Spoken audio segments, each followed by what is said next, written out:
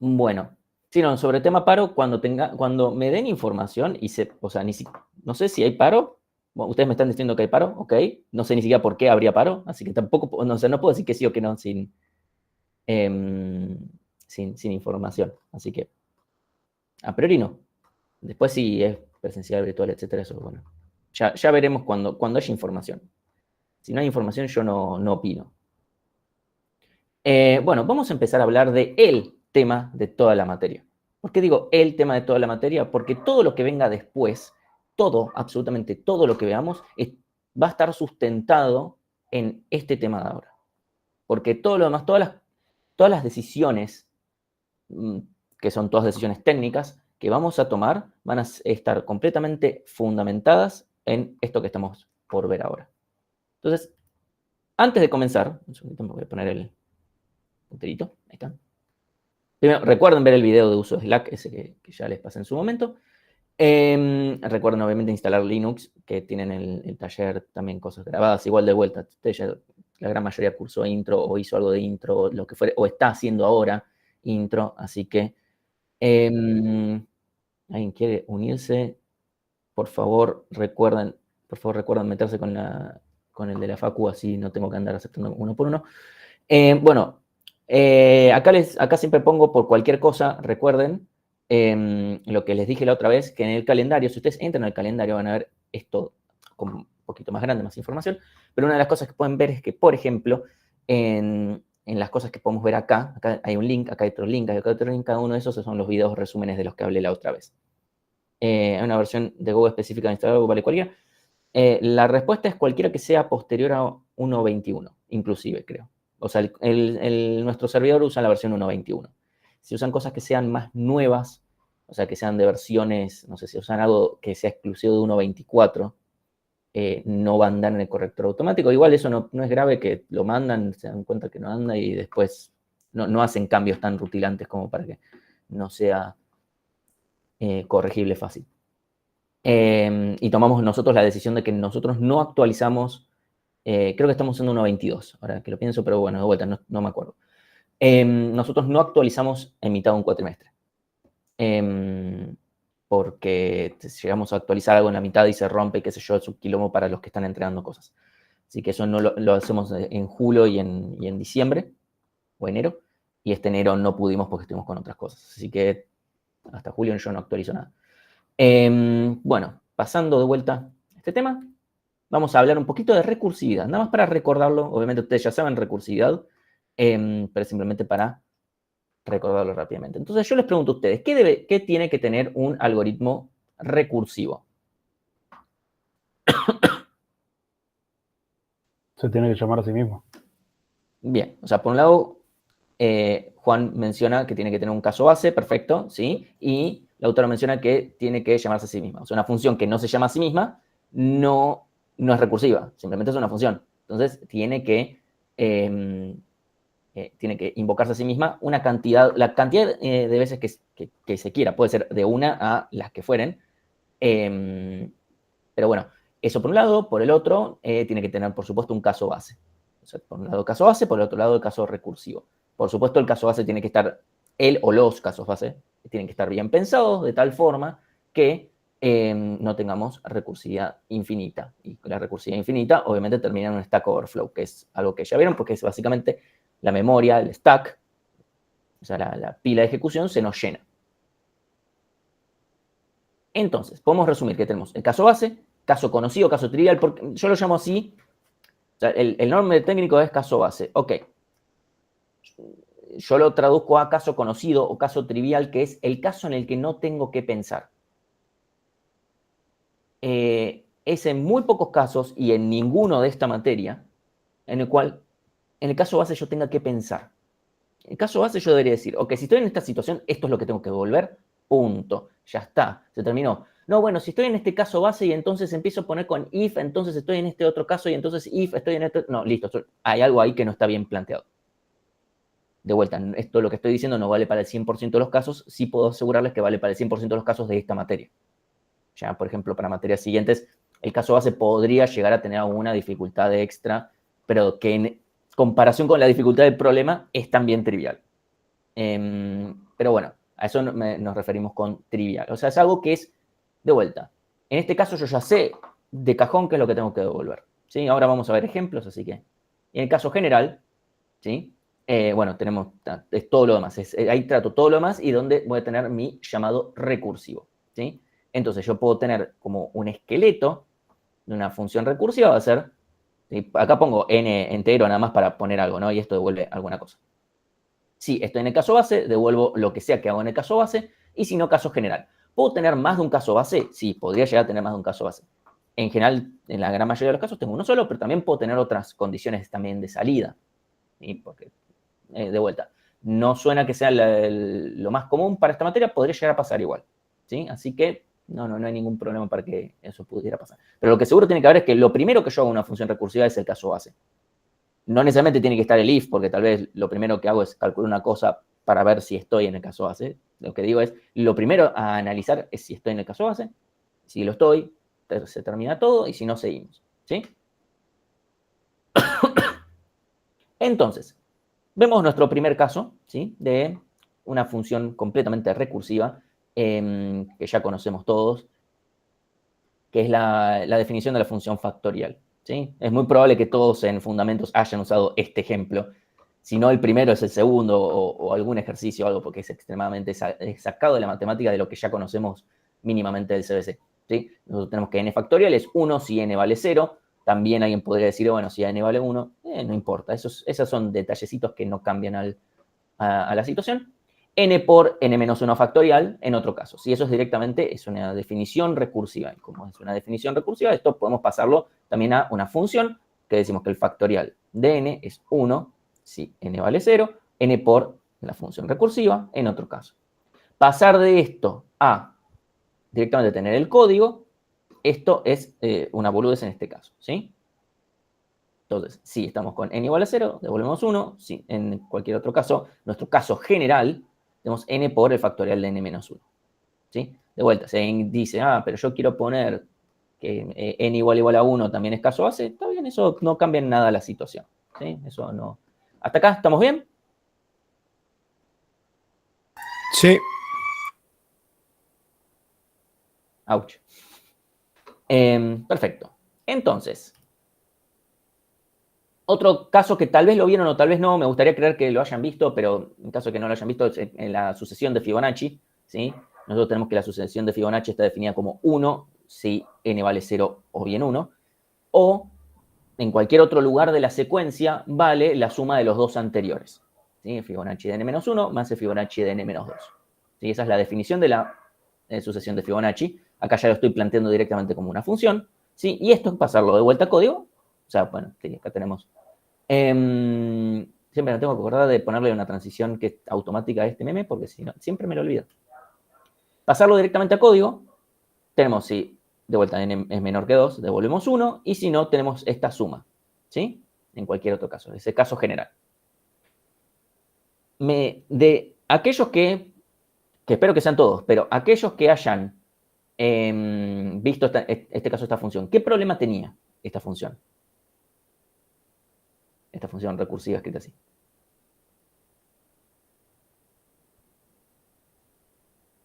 Bien, es muy lenta, ¿sí?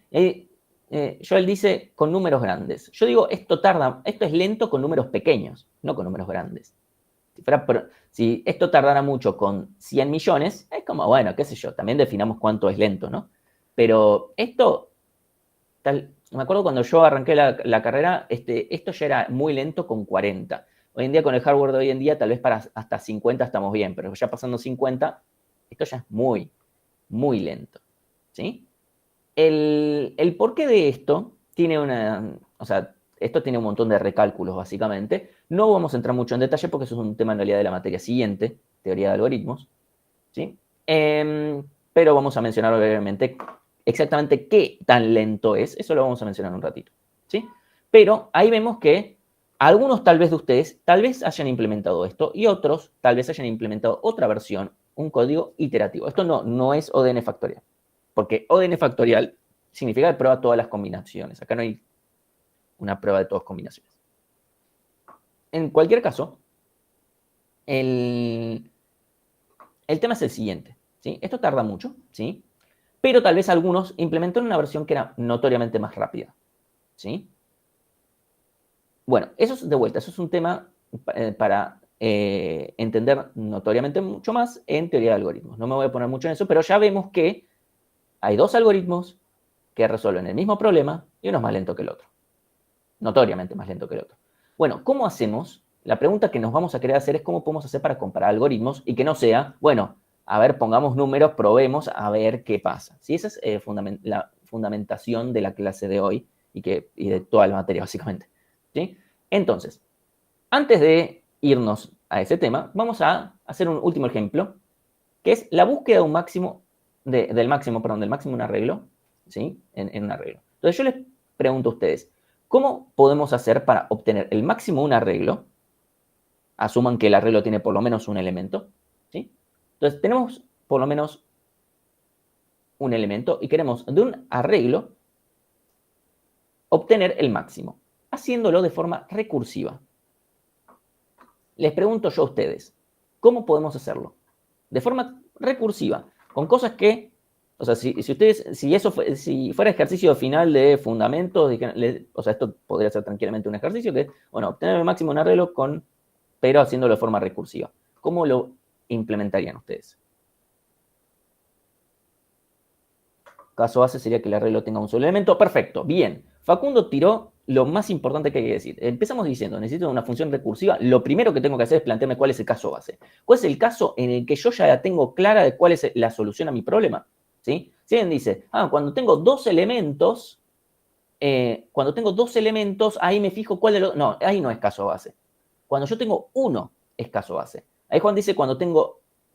Bueno, supongo que eso es preguntar por el largo del arreglo. Si el largo del arreglo es 0, no puedes devolver 0, Juan. Porque 0 no es un valor válido. ¿Sí?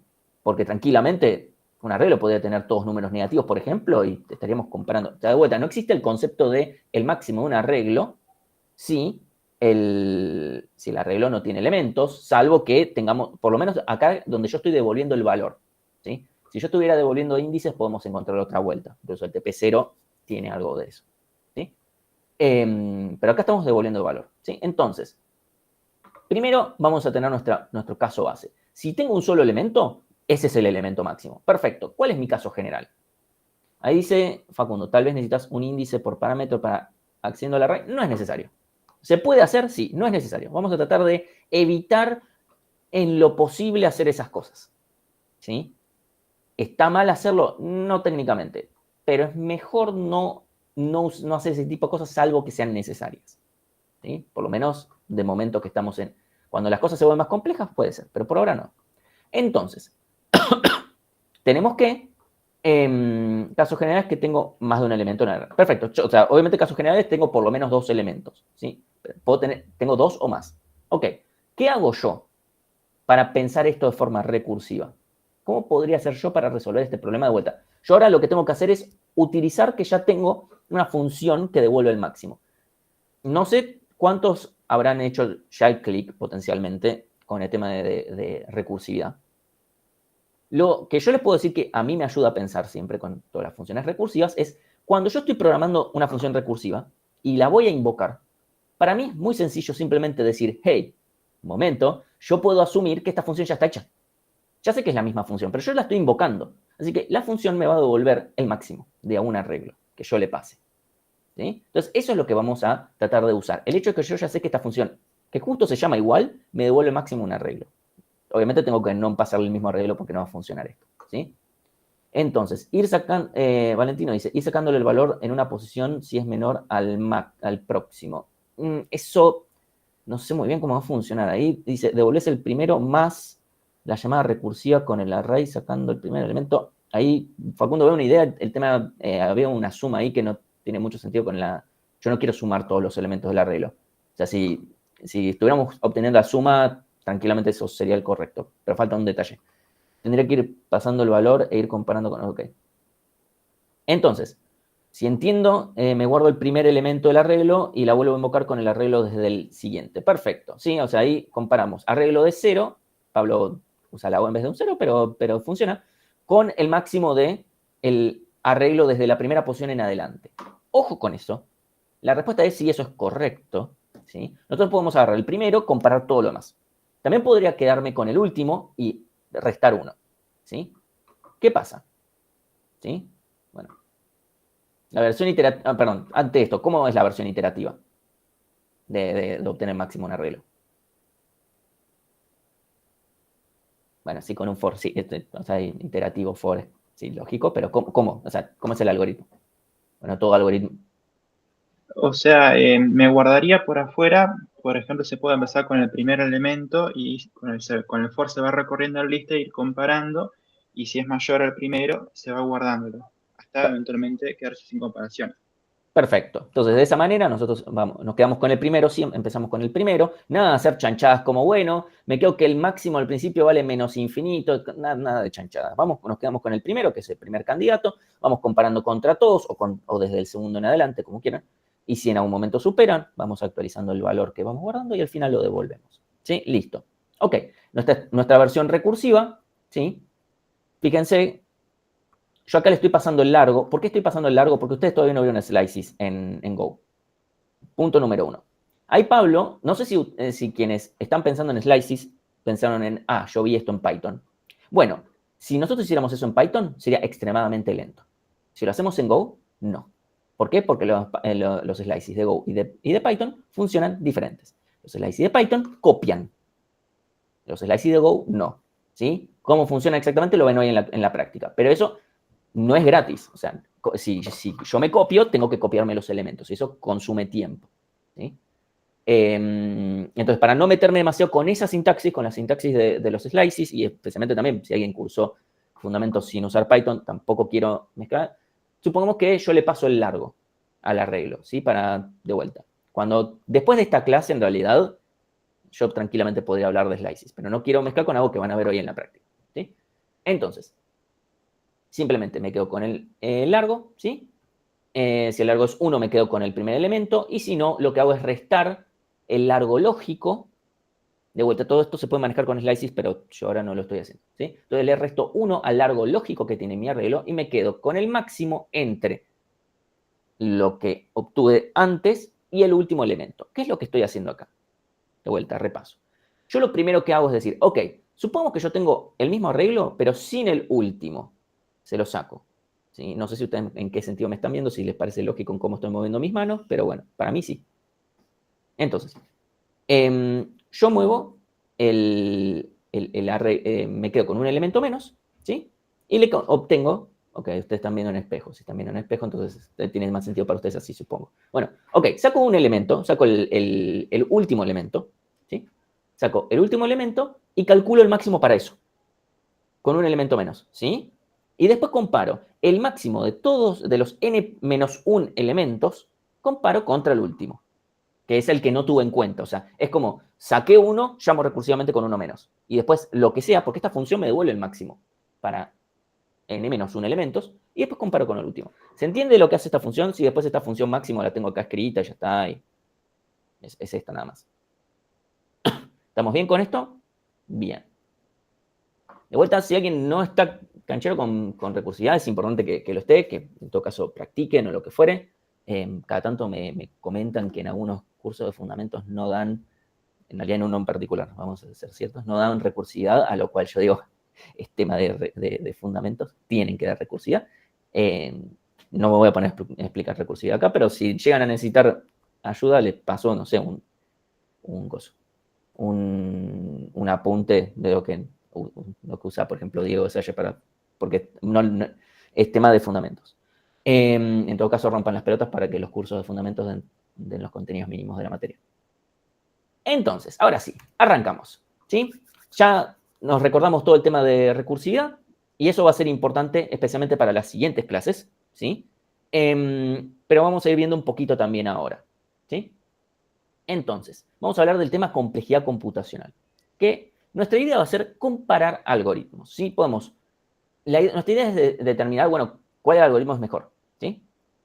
La pregunta, por ejemplo, en nuestro caso es, ¿búsqueda de máximo iterativo o el recursivo? ¿Cuál les parece que es mejor?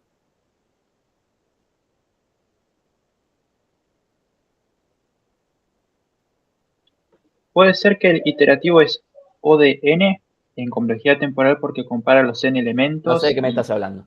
A mí háblame en español. Perdón. O sea, no sé esto. No me quieren spoilear clases. La pregunta es, bien, ahí Joel dijo, la pregunta, ¿mejor en qué sentido? Bien, la respuesta es, ¿cuál es más rápido? ¿Sí? Porque tranquilamente, no es una pregunta, porque puede ser mejor, una puede ser mejor en otro sentido, qué sé yo, el máximo es como, está escrito así. Contra el otro tiene un for, qué sé yo, paja. Entonces vamos a hablar de velocidad. ¿Cuál es más rápido? ¿Cuál de los dos es más rápido? ¿El iterativo o el recursivo?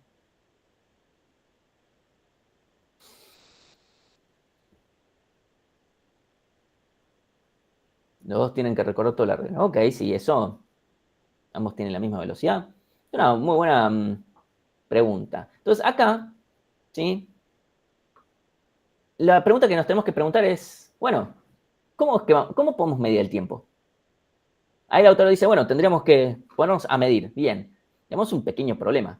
Yo les digo distintos valores. No sé, ¿cómo lo medimos? ¿Con 10 elementos? ¿Con 15? ¿Que nos dice algo? O sea, tenemos otro problema. Suponete que lo medimos, ¿sí? Complejidad en base solo al tiempo. O sea, la complejidad también se puede medir en función del espacio que consume un algoritmo. En esta materia nos vamos a concentrar 99% o 95% en el tiempo. Algunas veces haremos mención del espacio, ¿sí? Pero por ahora vamos por tiempo. Entonces, el problema que podríamos tener es, ok, por ahora dicen, ok, podemos medir. Ahí después dicen medir la cantidad de pasos que tiene que hacer quizás, o sea, es contar la cantidad de líneas de código, ¿sí? Quizás es mejor uno en base a cuán largo es el arreglo, sí, obviamente va a depender del tamaño de la entrada de una manera, ¿sí?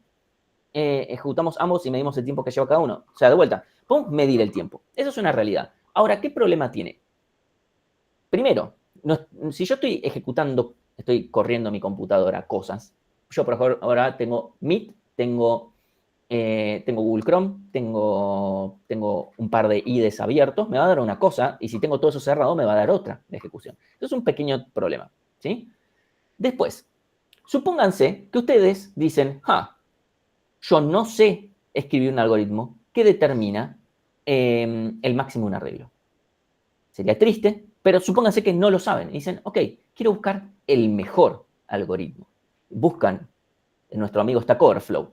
¿Sí? Encuentran en Stack Overflow cómo buscar máximo un arreglo. No lo encuentran porque tengo que escribir en inglés. How to maximum arreglum. Y lo encuentran ahí. Se dan cuenta que lo escriben en latín. Lo pasan a arreglum a array y ya está. Ahí lo encuentran un post que dice ahí, miren, este es mi algoritmo para determinar el máximo un arreglo. ¿Sí? Y está ahí escrito el código. Y uno dice, bueno, ¿qué tan rápido o lento es? Y dice, miren, esto me tardó 15 milisegundos. ¿Eso es rápido o eso es lento? Primero, ni siquiera dice con cuántos elementos. Pongámosle, con 1000 elementos me tardó 15 milisegundos. ¿Eso es rápido o eso es lento? Les agrego más. El post dice que esto fue publicado en el año 2006.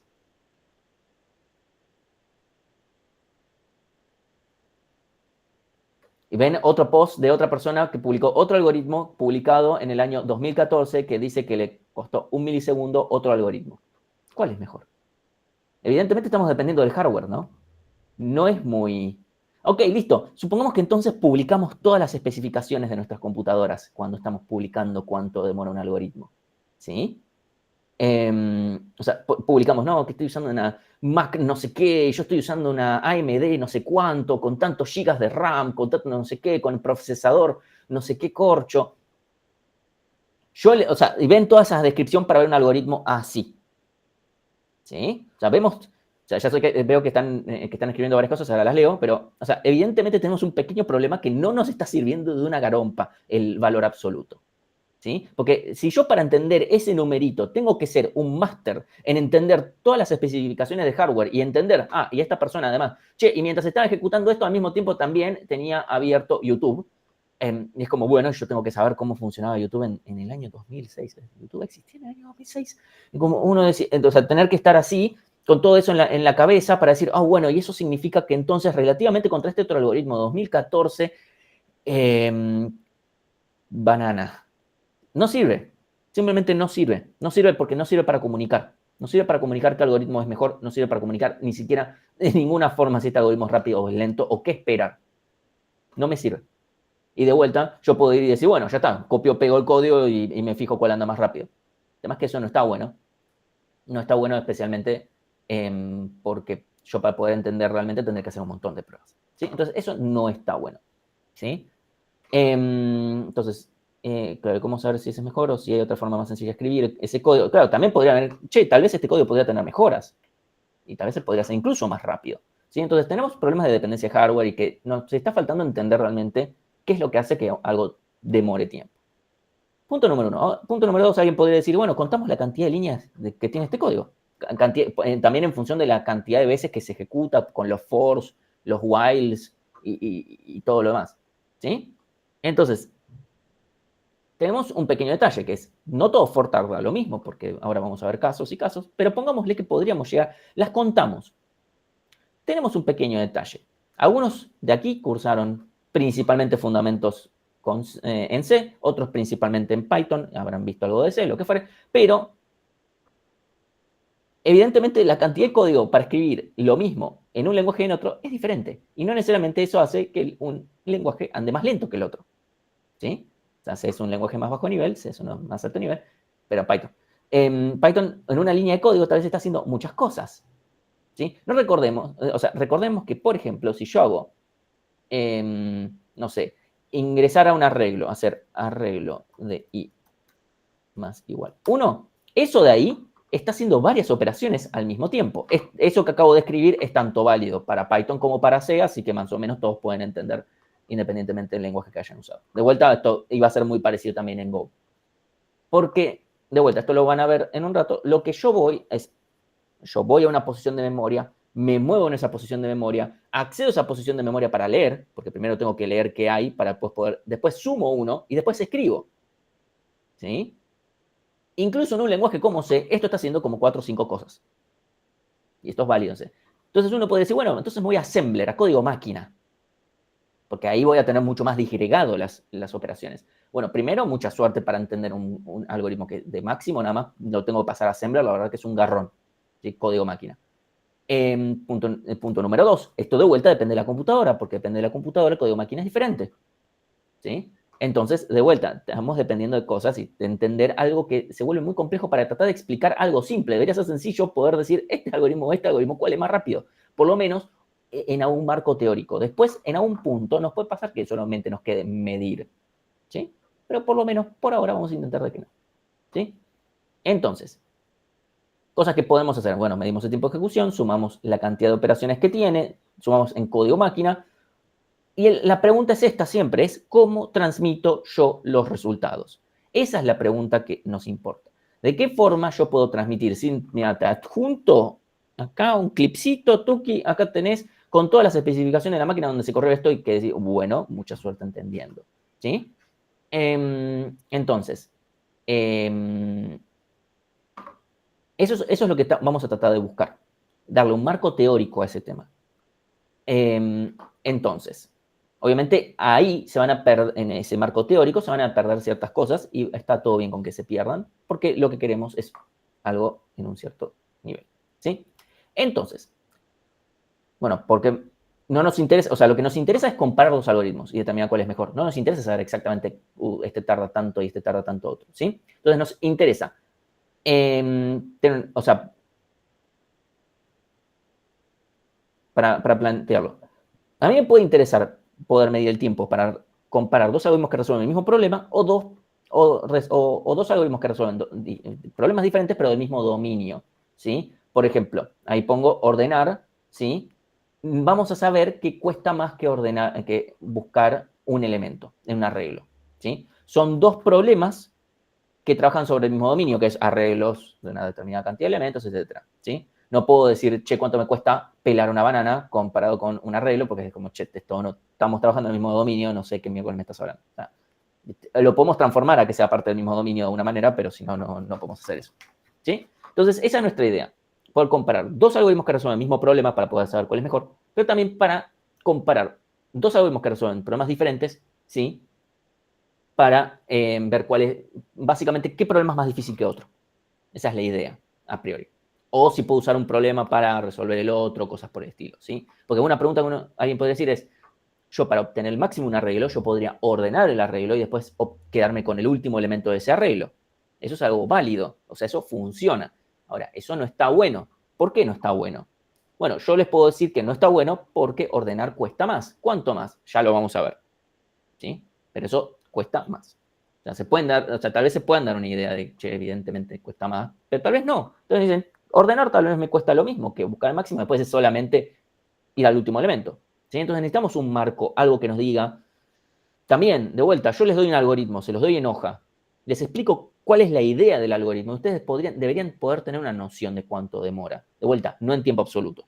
No ese es el punto. El punto no es tiempo absoluto. El punto es cuánto demora, por lo menos a nivel, de una forma comparativa. Cómo se compara a medida que yo le aumento el tamaño al problema. Ahí está. Eso es a donde quería llegar. A medida que yo aumento el tamaño de mi problema, ¿cómo se comporta este problema?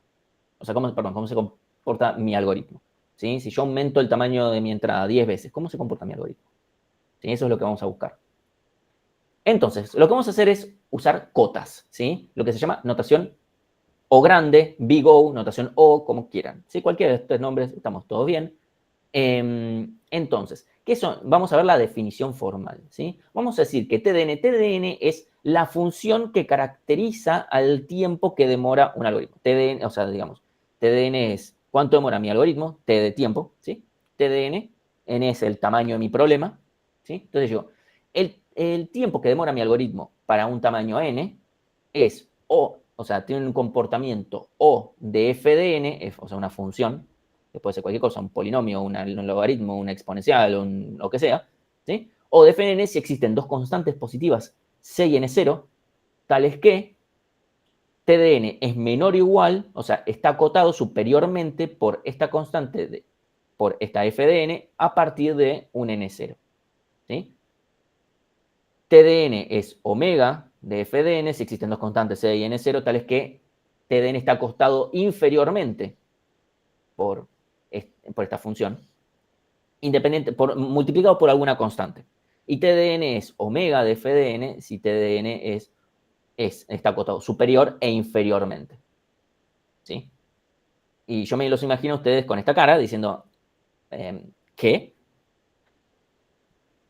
Donde el punto es el siguiente. Acá hay mucha definición, pero el punto es el siguiente. Lo que estoy diciendo es, por ejemplo, supongamos que f de n fuera n, función lineal. ¿Sí? La misma definición lo que hace es decirnos lo siguiente. Primero, 2n, 3n, 4n, o sea, si algo es lineal, da lo mismo si tengo 2, 3, 4, 5, 6, 7, 8 n's, porque acá yo digo, no importa, vos acá multiplicás por una constante, por f de n, son todos lo mismo. ¿Sí? Porque fíjense que si en realidad de n era 2n, no importa, porque existe una constante positiva. Y entonces eso es básicamente lo que nos hace la definición. O sea, la definición lo que busca hacer es decir, che, yo quiero trabajar con cotas superiores. O sea, la que vamos a usar es O de F, es la primera. ¿Sí? La segunda la vamos a usar para casos muy específicos en la materia. Y yo para poder explicarles algunas cosas de cuando me están diciendo, hey, esto es O de N por tal cosa, y yo digo, no, con esa justificación me está diciendo que es al menos. ¿Sí? Entonces, por ahora nos vamos a concentrar en la primera. ¿Sí? La primera nos está diciendo, ok, yo voy a trabajar con cotas superiores, pero no, mi punto no es trabajar con si más 1 menos 1, si por 3, por 4, por 5, no nos importa porque esas constantes son extremadamente difíciles de obtener. Pero lo que nos importa es que tenemos directamente el comportamiento de que si la función esta f es una función lineal, significa que mi algoritmo va a incrementar de forma lineal a medida que yo incremento el tamaño de mis elementos. ¿Sí?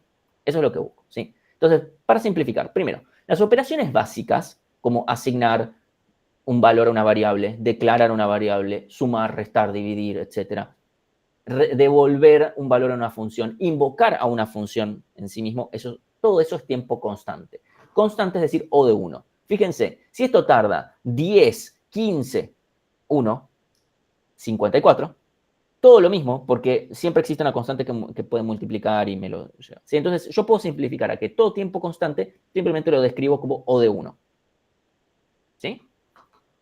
Después, las constantes multiplicando las podemos descartar, de vuelta, por esto que acabamos de decir, que total siempre puede haber una constante multiplicando y está todo bien. Después, al sumar dos complejidades nos quedamos con la mayor. ¿Por qué? Pensémoslo, pregunta, si la constante es demasiado grande, ¿tampoco importaría? No, además porque ¿qué significa demasiado grande? O sea, si es demasiado grande, ahí tendríamos que considerar, o sea, lo podemos considerar hasta ya como una pseudo variable, pero de vuelta. Si es demasiado, bueno, ya eso después lo vemos, pero a priori vamos a considerar que una constante es despreciable en sí. Si es muchísimo más grande que el tamaño de mi problema, entonces pase a depender en realidad de la constante. Y será el valor de la constante, ya está. No es lo que en general sucede. Entonces, si yo sumo dos complejidades, nos vamos a quedar con la mayor. ¿Por qué? Fíjense, supónganse que yo tengo O de n cuadrado y O de n. ¿Sí? Algo cuadrático y algo lineal. Supónganse que el tamaño de mi entrada es 2 a la 10. ¿Sí? 2 a la 10 al cuadrado es 2 a la 20. 2 a la 20 más 2 a la 10, 2 a la 20, es un poquito más de 1.000.000. 1.050.000. Y 2 a la 10 es 1.024. ¿Sí? Es decir, que si yo sumo, si mi tamaño fuera 2 a la 10, la parte cuadrática es más grande de 1.000.000, mientras que la parte lineal es 1.000. Es decir, o sea, todo vuelta, porque no nos importan las constantes y los detallecitos finos, etc. Es decir, que la parte cuadrática, en este caso particular, es exactamente 1.000 veces más grande. Se lo come. Piensen, cuando estaban en el secundario los rompían las pelotas con los límites, ¿sí? Yo tengo n cuadrado más n, no me importa el n, o sea, lo que importa es el término más grande. Todo lo que paga, bueno, n cuadrado dividido n más 5, no sé qué, listo, eso tiende a infinito. No, o sea, ya sé que les hacían, tenemos que sacar factor común n, y tacharlo, y nos queda 1 sobre n, y esto termina, es como lo ves a ojo, ya está. No estoy escribiendo nada de eso, o sea, yo lo único que estaba escribiendo estaba haciendo la cuenta en la computadora para ver cuánto era 2 a la 20. Le pregunté a la computadora cuánto era 2 a la 20 nomás. Sí, o sea, ustedes hagan la cuenta, es un poco más de 1.050.000 casi. Entonces, al sumar las dos complejidades nos vamos a quedar con la mayor porque, vuelta, a nosotros nos interesa la tendencia. A una parábola, una función lineal que yo le sume, no le cambian nada, nada. ¿Sí? De vuelta estamos pensando en números crecientes. Cuando tengo 3 elementos no me importa. ¿Sí? Y después, bueno, lo que tenemos que tener en cuenta son los parámetros de entrada que nos definan cuánto vamos a ejecutar. Por ejemplo, los límites de un for. ¿Por qué? No puede la complejidad de un algoritmo depender de algo que no es la entrada del algoritmo, porque no puede depender de una variable interna, pues no tiene sentido. ¿Sí? Entonces, ¿cuáles son complejidades típicas con las que vamos a trabajar? Primera, constante. ¿Sí? Logarítmica también es una complejidad logarítmica, complejidad lineal, o de n, lineal logarítmico, o de n log n, cuadrático, o de n cuadrado. Cúbico no deberíamos verlo, o sea, no hay nada en la materia que debería demorarles cúbico, salvo que hagan algo mal. ¿Sí? O sea, a veces aparece que le decimos, che, lo que estás haciendo es cúbico, o de n cubo. ¿Sí? Donde n es el tamaño de mi entrada en función de... ¿sí? Y exponencial, o de 2 a la n. No deberíamos ver nada en la materia que sea exponencial, salvo por un caso que ya vimos, que era el algoritmo que resuelve Fibonacci de forma recursiva. Ese algoritmo es exponencial. ¿Sí? Es el único que vamos a ver en esta materia. Para ver muchas más cosas exponenciales, vamos a ver la materia siguiente, que es teoría de algoritmos. Ahí vamos a meternos en el mundo de las cosas exponenciales. Pero por ahora nos vamos a quedar, en general, en el submundo que está hasta acá. Rara vez nos vamos a mover de acá. Incluso, en general, le vamos a escapar a este también. ¿Sí? Entonces, hasta acá. Vamos agarrando un poquito la idea. Ahora voy a seguir tratando de ejemplificar un poco, pero vamos agarrando de a poco la idea. Un bucle sin fin, ¿qué complejidad tendría? O sea, un bucle sin fin es un algoritmo que no termina directamente. Y si no termina, no sé. o sea, no tiene complejidad en sí, simplemente es algo que me está tardando infinito en la computadora y no termina nunca. ¿Cómo haces para medir cuánto tiempo demora? Si suponemos que decimos, ¿sí? ¿Qué manera puedo darme cuenta de la complejidad sin googlearlo? Eso va a ser parte de lo que vamos a tratar de lograr durante 4 meses de una materia, ¿sí? O sea, el chiste no es que lo sepan ya, no es que yo digo, bueno, a partir de ahora, listo, ya lo saben. No. La realidad es, tenemos 4 meses para que eso salga de forma natural. Eso y mucha violencia, ¿sí? O sea, parte de la materia va a ser que los vamos a azotar hasta que les salga rápido saber, o sea, ven un algoritmo y saben la complejidad, ¿sí? Es un azote para el bien. Bueno, ¿cómo es que comparamos los resultados, ¿sí? Si un algoritmo es lineal y otro cuadrático, el lineal es mejor, ya está. No hay que, no, bueno, tal vez, pero mirá, lo mido y con 3 elementos el cuadrado, no, las bolas. O sea, no hay forma, ¿sí? O sea, y esto primero nada más nos importa a números crecientes, ¿sí? Supongamos que yo comparo raíz de n contra logaritmo de n. ¿Cuál les parece que es mejor? Raíz de, o sea, o de raíz de n, o sea, tengo un algoritmo que ejecuta en o de raíz de n y tengo otro que ejecuta en o de log n. ¿Cuál les parece que es mejor? Por ahora veo 4 votos para el logaritmo. Pobre la raíz, no está... Carlos se la juega, dice, vamos por la raíz. Bien, Sofía dice, log n. Entonces, bien. Algunos dicen raíz, ok. La realidad es que yo ahora les voy a mostrar cómo podemos hacer. Podemos plantear directamente el límite, ¿sí? Para ver qué función es más grande que la otra, básicamente. Yo puedo poner el límite de raíz de n sobre logaritmo de n. Si esta función es más grande que esta, esto va a tender a infinito, ¿sí? Si esta función es más grande que esta, esto va a tender a 0. Y si esto tiende a una constante, significa que son equivalentes separadas por una constante. Obviamente con esto que estamos viendo no sucede ni en pedo, pero, ¿sí? O sea, esto de acá, o sea, no, esto acá. Entonces, yo acá puedo plantear el límite. ¿Cómo puedo plantear el límite? Bueno, acá directamente aplico el L'Hopital, ¿sí? Entonces me queda 1 sobre raíz de n, acá me queda 1 sobre n. Ya sé que hay una constante dando vueltas porque esto no es logaritmo natural. Supongamos que estamos viendo logaritmo natural y ya está, ¿sí? 1 sobre n, ¿sí? Y entonces pasamos de esto para acá multiplicando, este para acá abajo dividiendo, nos queda n sobre raíz de n, esto nos queda raíz de n y esto nos queda infinito. Es decir, esta función es más grande que esta. Entonces, ¿para qué hicimos? Okay. Las complejidades de la diapositiva van de mejor a peor. Sí, van de mejor a peor. O sea, obviamente constante es mucho mejor que... O sea, constante es lo mejor que uno puede tener. Exponencial no es lo peor que uno podría llegar a tener, pero en nuestra cabeza, por lo menos a priori, supongamos que eso. O sea, hay problemas, por ejemplo, que tienen complejidad ninguna porque ni siquiera se pueden resolver. Hay problemas que no se pueden resolver directamente. De vuelta, no son temas de esta materia, así que no nos vamos a meter en ese plano. ¿Para qué hicimos esto? Para 2 cosas. Primero, para decir, che, si en algún momento estoy en duda, yo puedo plantear el límite y resolverlo. Eso va a funcionar. Y punto número 2, para mostrarles que yo todavía, a pesar de tantos años, me acuerdo de cómo funciona el teorema del L'Hopital. Dicho eso, es muy raro que nosotros vayamos a hacer algo como eso, ¿sí? ¿Por qué? Porque entre n cuadrado y n, obvio que n cuadrado es mejor. ¿Cuál es mejor? ¿N cuadrado u O de n log n? O de n log n, o sea... Sí. O sea, de hecho... el logaritmo es mejor que un n. O sea, tengo n por n y n por log n. Y log n es más chico. O sea, piensen, supongamos logaritmo en base 2. Logaritmo en base 2 aplico con 2 a la 10. Logaritmo de 2 a la 10 es 10. Y n va a ser 1024. O sea, hay una diferencia de 100 veces, ¿sí? Entonces, en general va a ser muy obvio cuál es mejor que el otro. Esto simplemente muestro porque al final del día o sea, la definición formal de, este algoritmo, esta complejidad es mejor que esta otra, se define así. Uno nunca se pone con esto, pero ya que estamos en la teórica, ponemos para dejarlo completito, ¿sí? Entonces, supongamos, vamos a nuestro primer ejemplo. Tengo mi función sumar arreglo, que recibe un arreglo, increíble, y devuelve un entero, que devuelve la suma de todo el arreglo, ¿sí? ¿Sí? Este algoritmo funciona, ¿sí? Agarramos y sumamos cada uno de los elementos. Entonces, paso número 1. Acá tenemos una declaración de una variable y una asignación. Tenemos 2 operaciones, no una.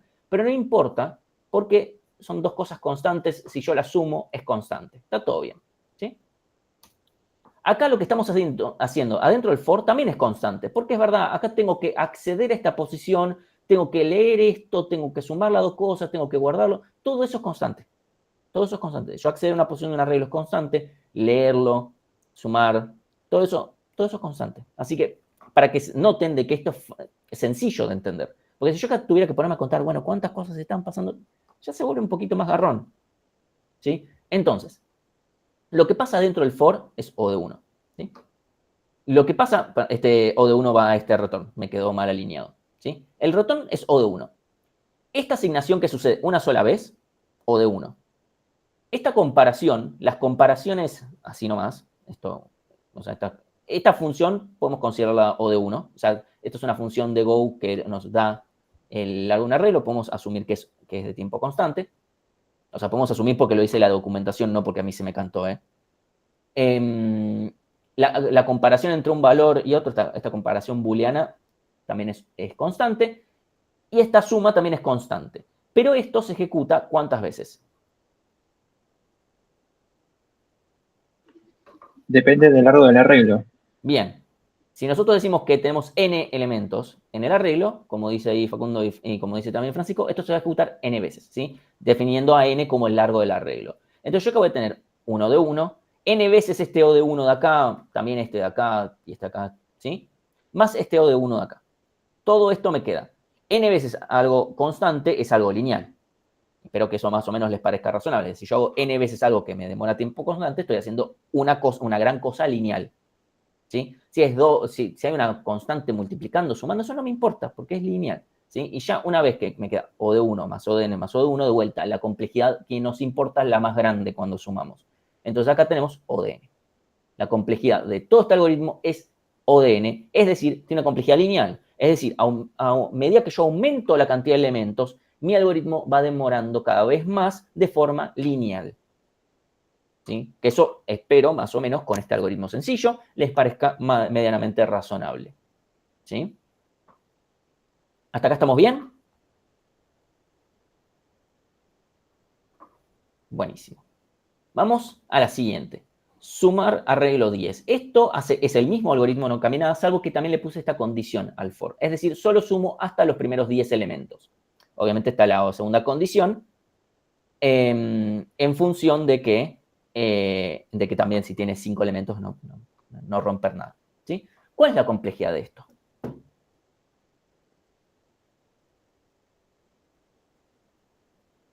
Pablo dice O de 1, Carlos dice constante, Ezequiel dice 1. O de 1. Facundo dice O de 1, bien. Ok, en efecto, esto es constante. ¿Sí? Esto es O de 1 constante. Decir O de 1 y constante, o sea, tiempo constante, son equivalentes. No digan solamente 1, porque como 1 no es correcto. ¿Sí? Entonces, esto es O de 1. ¿Por qué? Porque no importa cuánto más grande yo vaya haciendo el arreglo. Yo le pongo 10 millones de elementos al arreglo. 100 millones, 400 millones, esto siempre demora lo mismo. Lo mismo, o sea, yo si lo mido, me puede dar un poquito diferente. ¿Sí? A medida que yo voy aumentando, me puede dar un poquito diferente porque hay cosas que pasan en una computadora. ¿Sí? Profe, siempre acceder a una posición de un arreglo, o sea, indexar en un arreglo es de tiempo constante. ¿Sí? No importa, porque esto de vuelta lo van a ver hoy en la práctica, pero al final del día el arreglo es una posición de memoria y yo lo único que voy a hacer es sumarle la posición i para moverme una cantidad de espacios. Eso es una suma, eso es constante, y después es leer en memoria en esa posición. ¿Sí? Así que no importa cuán grande o cuán chico sea el valor de la posición. Eso es constante. O sea, en este caso, porque sumás los primeros 10 nomás. Exacto. O sea, porque este es el código, esto es lo que hace. ¿Sí? No entiendo por qué sería O de 1 y otro O de n, sino que ambos tienen for. Porque lo que importa es cuántas veces se va a ejecutar el for. ¿Sí? O sea, en el caso anterior, vamos a ver todos los elementos del arreglo, independientemente de cuántos, o sea, si tiene n, este ciclo se ejecuta n veces. Ahora, este no se ejecuta n veces. Si yo tengo n igual 400.000, este for se ejecuta 10 veces, nada más. Y 10 es una cantidad constante. ¿Sí? Entonces, este algoritmo, ustedes pueden agarrar, copiarlo, pegarlo y ejecutarlo, no sé, en el Go Playground, y pueden empezar a ejecutarlo para un arreglo con 5, obviamente entre 5 y 10 podría haber una mínima diferencia, pero para números tan chicos no nos importa. Entonces, ustedes lo ejecutan para 10, para 100, para 1000, para 10.000, para 1 millón, 100 millones, 1000 millones, un cuachillón, y para todos esos escenarios tarda lo mismo rápido. O sea, ustedes verían, si ustedes grafican el tiempo que demora el algoritmo en función de la cantidad de elementos, verían una recta constante. Mientras que para el algoritmo anterior, esto tendería a subir. Con más o menos pendiente, pero tendería a subir. El otro se va a quedar clavado. Porque solamente se ejecuta 10 veces. Ahí se entendió un poquito mejor, Rocío. De vuelta. El ejemplo está puesto adrede, para que no digamos hay un for ODN. ¿Sí? Muchas veces, o sea, obviamente un for es un indicador rápido de decir, bueno, acá hay algo lineal pasando. ¿Sí? No siempre va a pasar. Supongamos que ahora yo tengo este otro ejemplo. Defino, voy a pasar un arreglo a que tenga promedio 0. ¿Cómo hago yo para poder hacer que un arreglo tenga promedio 0? Lo que hago es calculo su promedio y a cada elemento le resto el promedio. Entonces, automáticamente el arreglo pasa a tener promedio 0. ¿Por qué haría yo eso? No importa, son cosas de ciencia de datos, donde se hacen esas cosas. Acá no importa, no vamos a joder con eso, pero es un buen ejercicio para acá. Entonces, yo acá calculo la suma de todos los elementos, ¿sí? Calculo el promedio como la suma dividido la cantidad que tenemos. ¿Sí? Acá me olvidé de poner qué vale n, ¿no? O sea, n es igual al largo del arreglo. Y después, para cada elemento en el arreglo, de vuelta, no le presten tampoco tal vez tanta atención a la sintaxis, porque la van a ver bien hoy en la práctica, pero para cada elemento del arreglo, lo que hago es le voy restando el promedio, ¿sí? Entonces, ¿cuál es la complejidad de esto? Ahora tenemos 2 fors. Pues, ODN, ¿no? Claro, iba a decir ODN al cuadrado, pero es n por n eso ya, así que me confundí. ODN cuadrado es, bueno, es medio redundante, obvio, pero sí es ODN por n, ahí, lo cual podría pasar tranquilamente, ¿sí? ¿Por qué se suman y no se multiplican? Eso es una muy buena pregunta, ¿sí? O sea, porque no tiene por qué ser obvio, ¿sí? ¿Qué pasa? El tema es el siguiente. Esto, como dice ahí Bruna, esto no está anidado. Es decir, yo hago n cosas, supongamos que mi arreglo tiene 1000 elementos. Hago n 1000 cosas a una cuenta, o sea, hago 1000 cosas acá. Hago una cuenta, hago otras 1000 cosas más acá y terminó. En total hice unas 2000 cosas, ¿sí? Unas 2000 operaciones. Siempre pongámosle que estoy hablando en complejidad, así que pongámosle el masomesómetro, ¿sí? Ahora, si esto estuviera anidado, o sea, fijémonos que esto se hizo n cosas y después otras n cosas. Están separados. Entonces, es decir, ODN más otro ODN, porque viene después. Ahora, si esto estuviera anidado, sería diferente, porque si estuviera anidado, haría, por cada elemento de estos, haría uno de estos. Entonces, por cada uno de estos 1000, hago otras 1000 operaciones, si esto estuviera dentro del for, ¿eh? Y eso sería cuadrático, en efecto, ¿sí? Tenemos O de 1 más ODN más O de 1 más ODN, todo ODN, ¿sí? Porque estamos sumando. Y al final del día, cuando sumamos dos complejidades, si yo tengo O de 2n, es lo mismo que ODN, dado por la definición, dado porque no nos importan las constantes. Ahora sí, vamos a este caso. Yo tengo un for adentro de otro for, ¿sí? Lo que voy a hacer es para cada elemento le resto todos los anteriores, ¿sí? Y este algoritmo en efecto hace eso. La pregunta es, ¿qué complejidad tendría esto? ¿Sí? Ahí dicen, bueno, ahí sí sería ODN cuadrado. Y mi pregunta acá es, un momento, ¿es así? Porque yo acá, por cada elemento, no estoy haciendo n cosas. Yo para el primer elemento no hago nada. Para el segundo elemento hago, pongámosle, 2 cosas, no importa. Cuando llego al 10º elemento, hago 9. No hago, pongámosle que tengo 1000 elementos. No hago 1000 cosas, hago 9. Cuando llego a 50, no hago 1000 cosas. Hago 49, 50, si quieren, hagamos 50 para redondear. ¿Sí? Entonces, esto podría ser, no va a ser peor que, a ver, esto no podría ser, momento, se están yendo un poquito al carajo. Yo les estoy queriendo decir si esto no es mejor que cuadrático. Porque si yo hiciera por cada elemento su misma, o sea, 1000 cosas, ahí es lógico, ¿sí? Entonces, yo ahí tendría que por cada elemento hago 1000 cosas, entonces en total me va a dar completamente, o sea, si por cada elemento hago n cosas, en total es cuadrático, lógico. Pero por cada elemento en realidad voy haciendo cada vez un poquito más. ¿Sí? No, obviamente, si yo hago eso, no puede ser peor que cuadrático. Puede ser un poco mejor, o puede no. ¿Sí? Entonces, el tema es el siguiente. De vuelta. Yo voy a tratar de dar primero una forma de mostrárselos de forma intuitiva, y después le voy a dar directamente la matemática que nos va a decir, bueno, ya está. Fíjense lo siguiente. Yo cuando llego a la mitad de los elementos, ¿sí? A la mitad de los elementos, ya está. Ya tengo un O de n, porque veo la mitad de los elementos para atrás. ¿Sí? Y ahí, O de n dio 2 es O de n, porque las constantes de vuelta no me importan. ¿Sí? Para la mitad más 1, o sea, para el elemento boquita, tenemos también un O de n. N más 2, O de n. ¿Sí? Cuando ya llegué a la mitad de los elementos, todo me cuesta O de n. O sea, para la mitad de los elementos me cuesta O de n. Un O de n dio 2 si quieren. Entonces ya ahí tenemos que ya no importan los primeros, es verdad, los primeros elementos van a costar poco, pero el tema es que ya cuando llegue a la mitad, para la mitad de los elementos me cuesta la mitad por lo menos. Entonces ahí tengo algo cuadrático. Entonces ya vimos que esto es por lo menos cuadrático y a lo sumo cuadrático, entonces es cuadrático.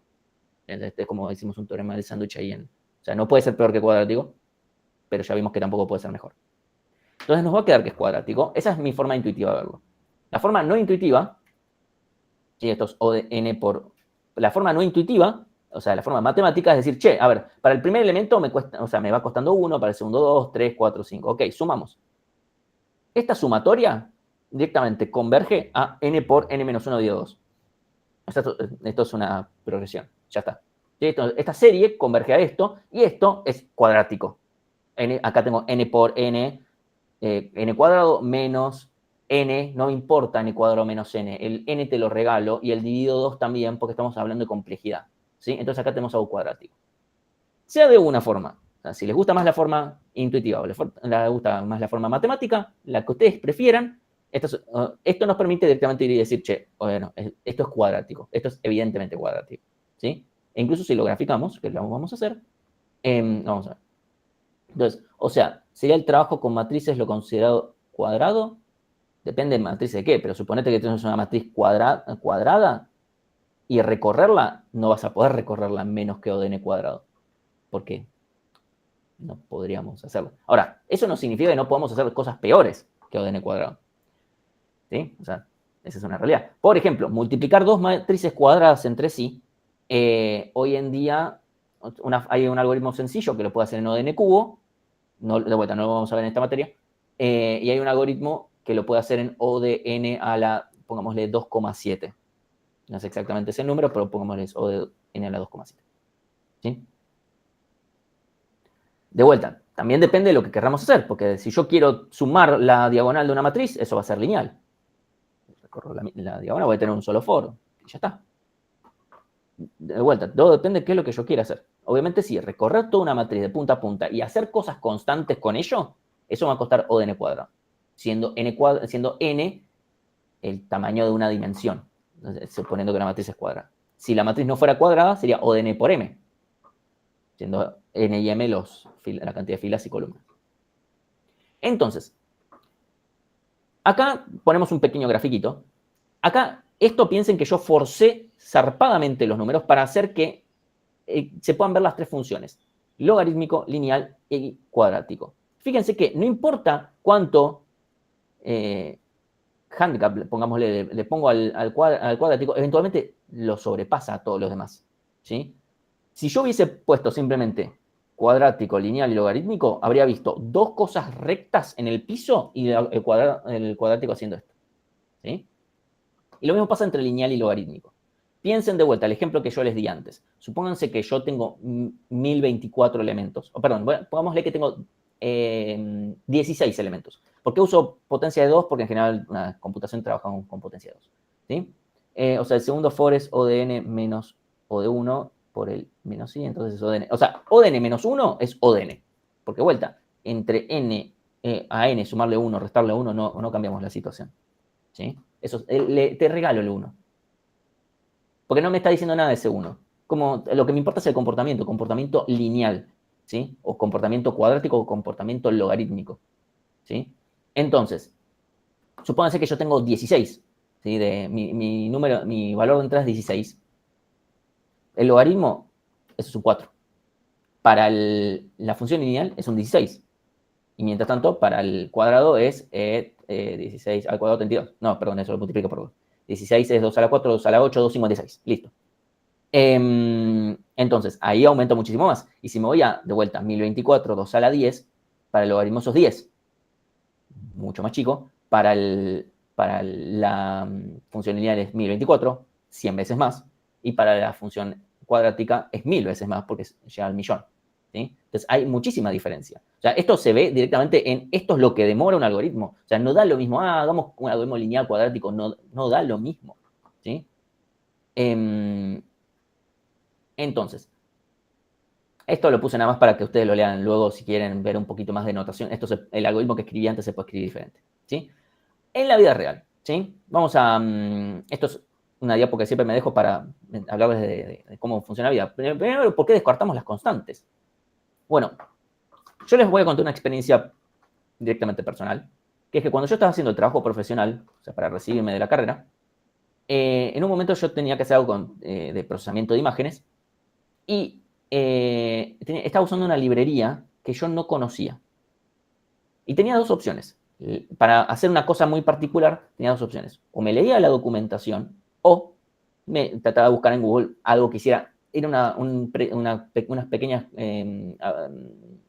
pequeños cálculos que tenía que hacer sobre las imágenes. Yo dije, ya estaba, busco en Google a ver cuál es una alternativa, si ya no me tengo que poner a leer la documentación entera para tratar de encontrar. Bueno, encontré un algoritmo así. Copio, pego, adapto para mí. Lo dejo ejecutando. Vale aclarar, yo estaba trabajando con 60.000 imágenes de unos, pongámosle, 128 por 128.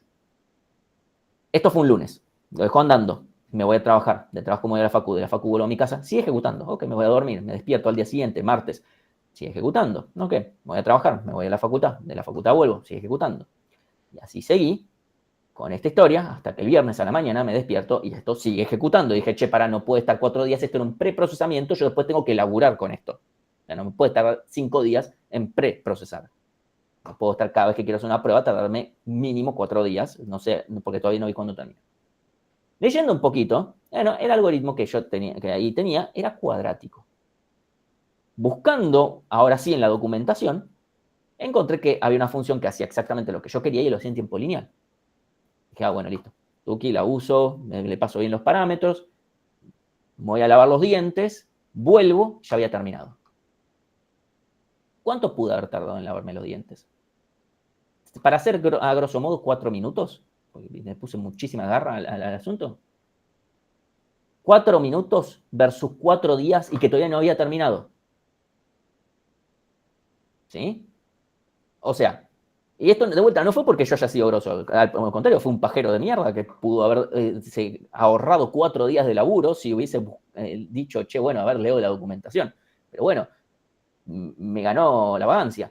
Pero ahí tenemos la diferencia entre lineal y cuadrático. Complejidad nos habla de eso. Complejidad no me habla sobre, no, bueno, este es n sobre 2, n por 2, etc. Nos habla de, che, si vos tenés algo lineal, te va a tardar, pongámosle 4 minutos, mientras algo cuadrático sobre lo mismo te va a tardar 4 días y contando. ¿Sí? Y también leer la documentación era la verdadera moraleja de todo esto. Lean la documentación, no sean pajeros, no se coman 4 días al pedo. Le puede pasar a cualquiera, ¿eh? Bueno, yo aprendí parte de la educación universitaria.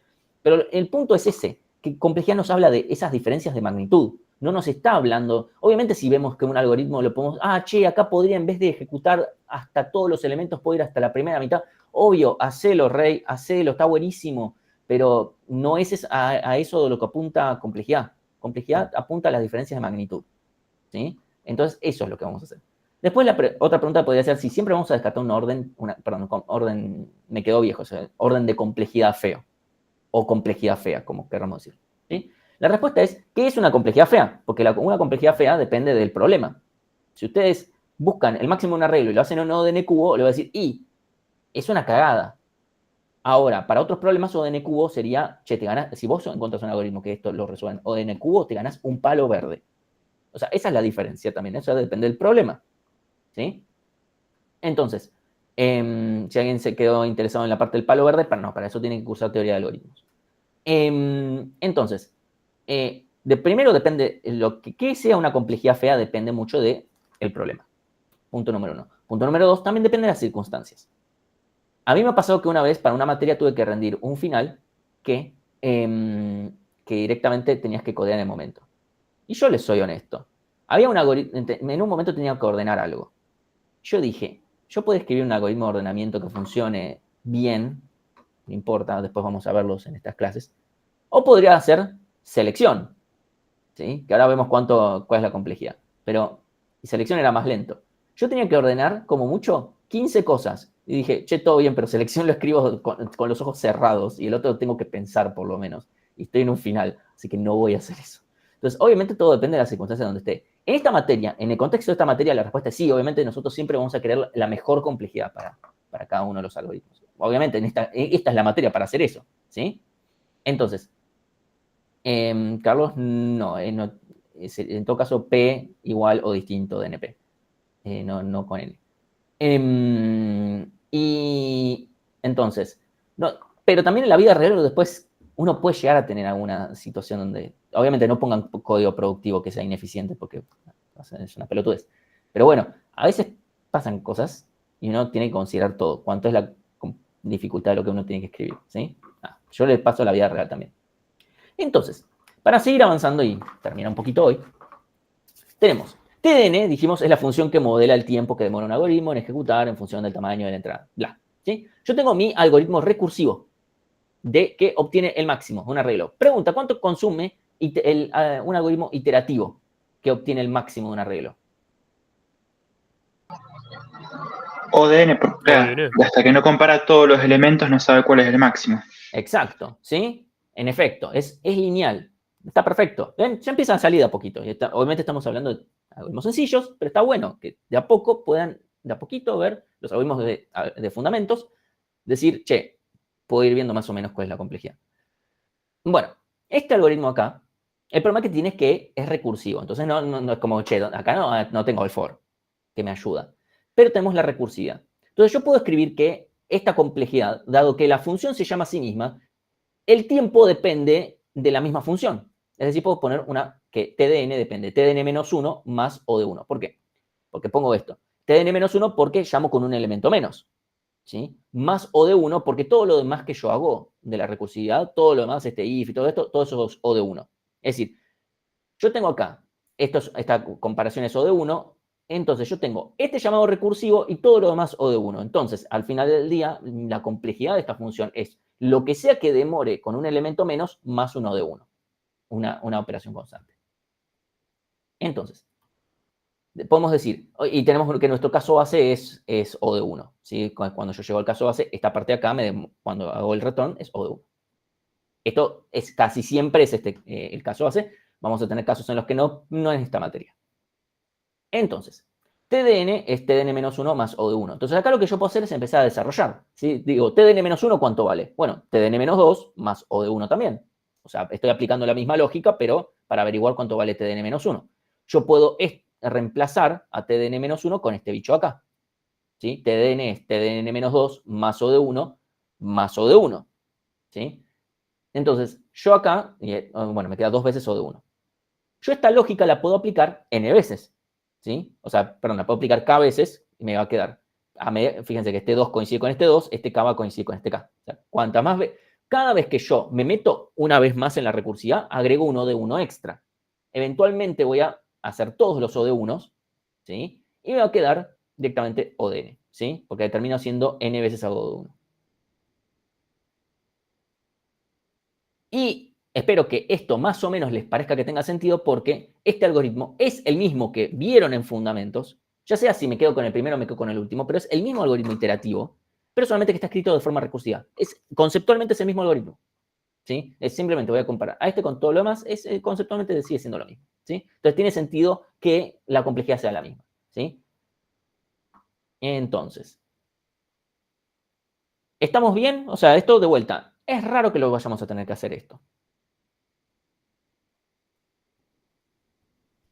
Bueno, esto se los dejo a ustedes para el mismo restar anteriores, ¿sí? Ahora está escrito de forma recursiva. Podríamos hacer esta misma resolución, pero sobre un algoritmo en el cual, en vez de hacer más O de 1, acá tenga un más O de n. ¿Sí? De vuelta, ahí aparecen series va a aparecer esta serie, básicamente, en algún momento. En algún momento va a aparecer esta serie, ¿sí? De alguna manera u otra. Y entonces va también haciendo cuadrático también.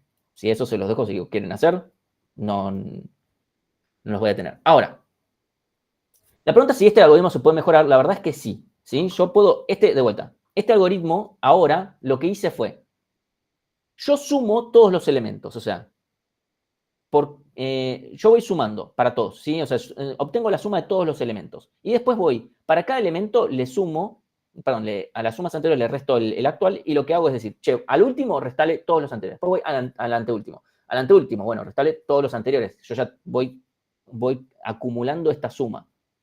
O sea, primero la acumulé, y después, bueno, a todos los elementos andar restándole todos menos el elemento en el que estoy pisando. Y así voy restando todos los anteriores. De esta manera acá tengo una operación lineal y otra lineal. Ambos algoritmos funcionan igual de bien. Y acá me voy a venir para decir, che, este algoritmo, ¿posta esto hace alguna diferencia? Entonces vamos a...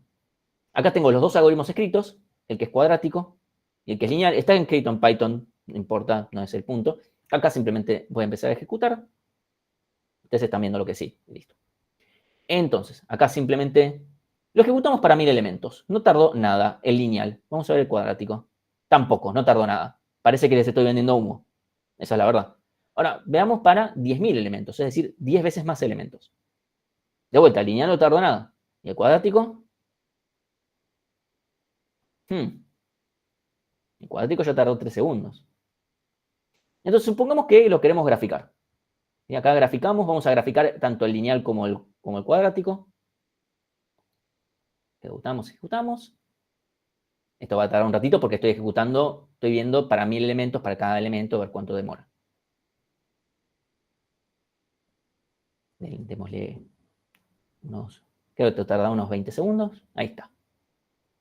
Y acá vemos cómo el cuadrático se va bastante bien a la mierda, ¿sí? Y el lineal parece que en realidad fuera como una constante, porque al lado de un cuadrático, el lineal es como si fuera una constante. Es así de despreciable. Por eso es que si yo tengo algo cuadrático más algo lineal, el lineal ni me suma. Fíjense dónde está en el piso.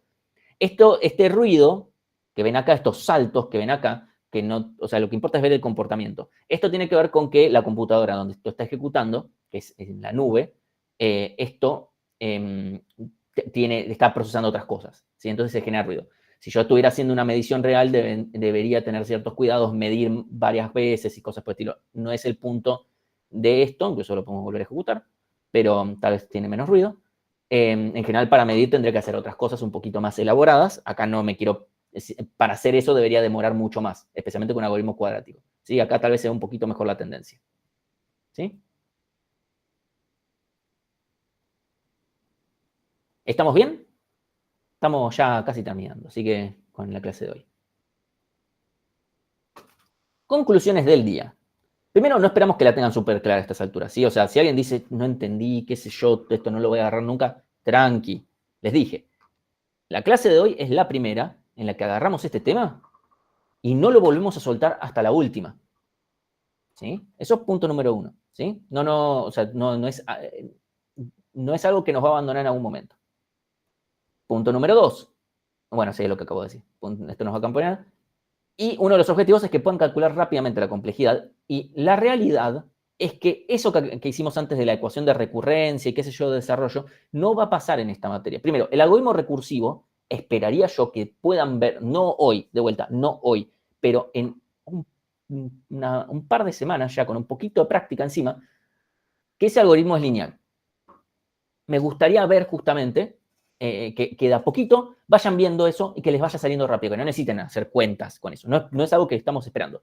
Para algunos algoritmos un poquito más complejos, vamos a necesitar otras cosas que ya vamos a ir viendo cuando lleguemos. ¿Sí? Todavía nos faltan varias semanas para eso, así que no nos vamos a ir adelantando. Sí. Ahí Camila dice, entonces, para medir la complejidad de funciones no recursivas usamos el método ojo, y para medir la recursiva usamos la ecuación de recurrencia. No, también más funciona el ojo, ¿eh? Obviamente el ojo bien justificado. No debería pasar en esta materia O sea, ustedes deberían poder plantear la ecuación de recurrencia en todo caso y decir, listo, ya está, ya sé cómo viene esto. No deberían necesitar. La ecuación de recurrencia es importante, porque además la ecuación de recurrencia va a ser indispensable para otro tipo de recursividad que vamos a usar en un par de semanas. ¿Sí? Entonces, para ese caso lo necesitamos sí o sí. Después no vamos a necesitar desarrollar mucho, pero ya lo vamos a ver cuando lleguemos a ese momento. ¿Sí? De vuelta. A medida que vayan haciendo cosas, la idea es que se vayan planteando, bueno, ¿cuánto demora esto? ¿Sí? Porque todo eso va a ser importante en función de justamente cuánto demoran nuestros algoritmos. Entonces, esto no tengo esto hecho en un Kahoot, así que no sé por qué pongo Kahoot acá, pero les voy haciendo preguntas. ¿Cuánto cuesta entonces buscar el máximo de un arreglo desordenado? Esta pregunta ya pasó, ya dijimos que es lineal, es ODN. Ahora, ¿cuánto consume buscar el máximo de un arreglo que esté ordenado?